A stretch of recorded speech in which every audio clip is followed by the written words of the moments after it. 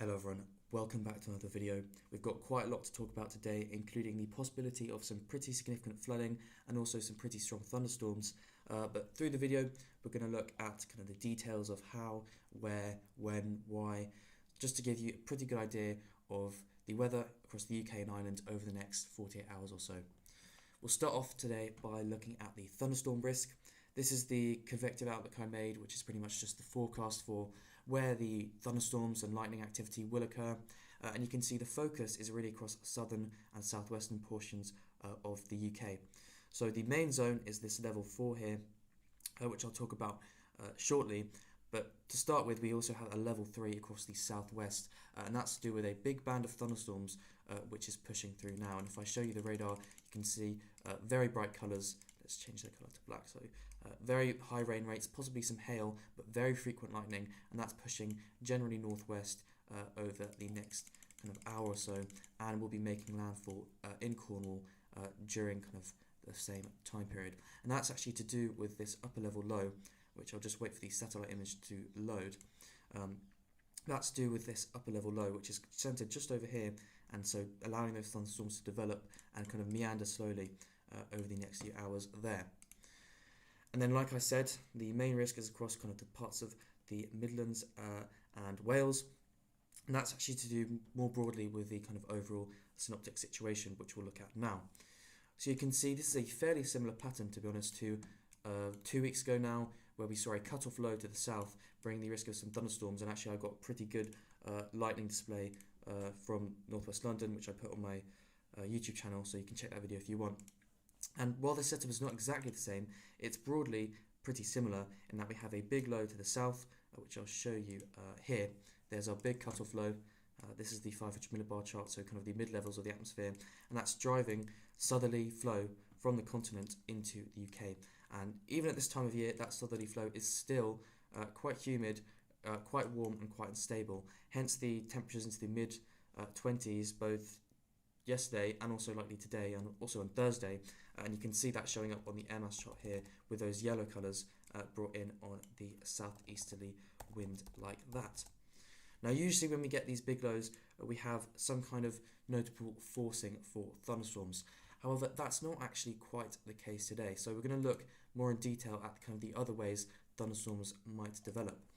If I first show you though the satellite loop, this is the water vapor imagery I was just showing it earlier, but this is typically a very good way to see any sort of disturbances in the atmosphere which can create lift, and that rising air, that lift can really allow storms to form. And you can actually see that we do have a cluster of thunderstorms across parts of central, southern, southwest England during the early hours of the morning, but actually aside from this low to the south where we have kind of rotation, you can't actually really make out any significant disturbances in this area. The air is all quite moist, as you can see there with those kind of blue to whitey green colours. I mean, we've got the low there, but there aren't really any super evident troughs or disturbances, like I said. And if we show you the 850 millibar wind, which can generally give a good idea of those subtle kind of features, you can actually see, well, there's our low to the southwest, but that's too far away to really be impacting anything. We've got one over France, but over the UK it's fairly kind of void. The one thing, possibly, we have a small disturbance in the 700 millibar level. If I show you the vorticity chart, you can see, let's get the backwards. Yeah, so this is potentially something we're seeing here. There's darker red colours indicating slightly high levels of spin, that kind of bend in the ice bar, perhaps indicating a very, very subtle disturbance, which I suspect is responsible for that cluster of thunderstorms in the morning. And if we track this through, you can see it's expected to reach into kind of parts of Wales and the Midlands by lunchtime. So this is the one upper level feature we may have, and like I said, we may have, it's fairly uncertain. This could potentially provide a backdrop of subtly rising air, which could allow not kind of focus, but just generally scattered thunderstorm development. And it's not going to be primarily responsible for allowing those thunderstorms to develop. It's more so creating the background where kind of surface features can allow those thunderstorms to develop. And speaking of surface features, we'll look at the wind pattern. Now, this is the UKV model on NetWeather. I'll put the link in the description. And you can see this morning we have winds coming in from the east or the northeast, which is fairly unusual to get thunderstorms set up with that kind of wind direction. But we're really going to be looking out for areas of convergence, which is where winds are pushing together, and the only way they go is up. And of course, when you have rising air and you have humidity and more instability, you typically get thunderstorms. And those are the two things we generally look for when doing these kind of videos. You can see, so starting off at the northeast this morning, nothing particularly notably, we do actually have an ongoing cluster of storms, like I mentioned, across kind of central, southern, southwestern areas, now moving into parts of Wales.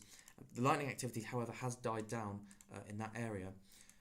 But the one thing I want to kind of look at is, as we move through the day, the wind direction starts to change, and it starts to come more out of the east / kind of southeast.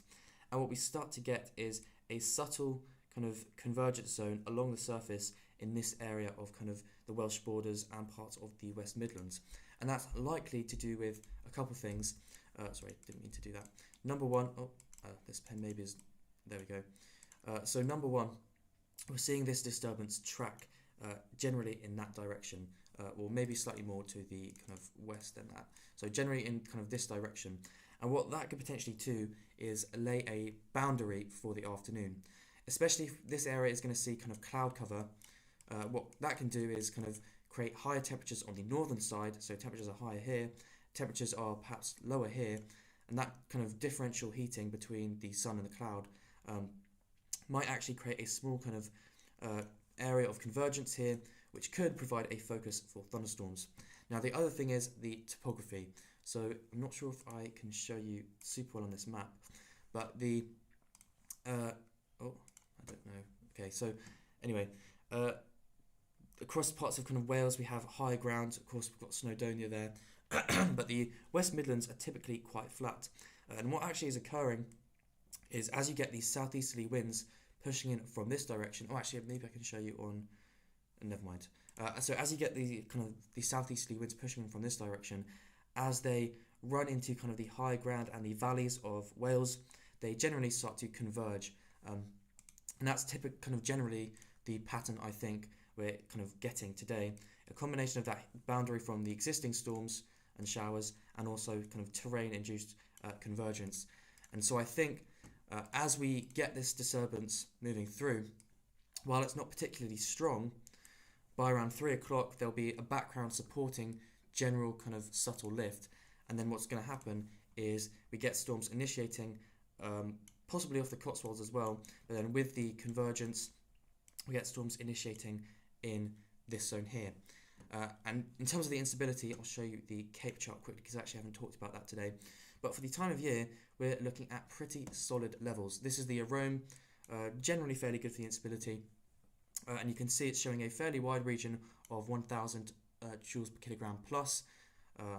And especially with the wind direction feeding in from this side, if you have pre-existing storms here, what's going to happen is you'll get the new storms forming on the eastern side, and it's able to use this kind of instability.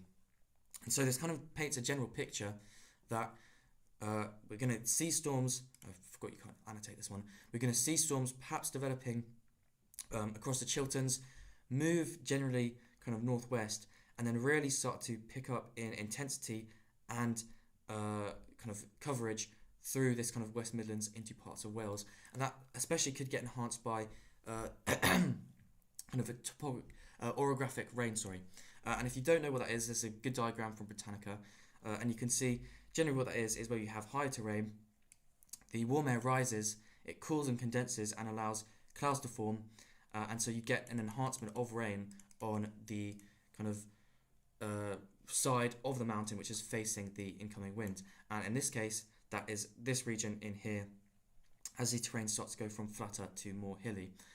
And so the combination of that instability, the kind of topography, the convergence, I all think are going to play a part in allowing these thunderstorms to develop. And now you may be wondering, it's kind of hard to picture this without any real kind of model data. Well, number one, especially with thunderstorms, the simulated radar is not really that accurate. But I do think if you find a situation where it does apply, it can be quite insightful.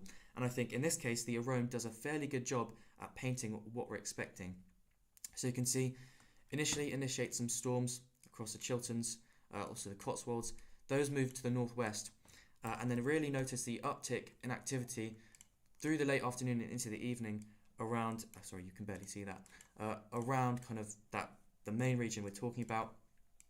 And we could get fairly significant backbuilding as well, which is where these storms develop and you get storms forming on the eastern side of that. So the storm kind of are propagating this way, but the motion is this way, and that essentially opposes and means that one location sees continuous rainfall, which is actually what happened yesterday. So I think that's definitely something to look out for across parts of Wales. That's generally the kind of evolution I'm expecting. And so I think we could see a fairly significant thunderstorm event in this red region and also surrounding kind of level 3 zones as well.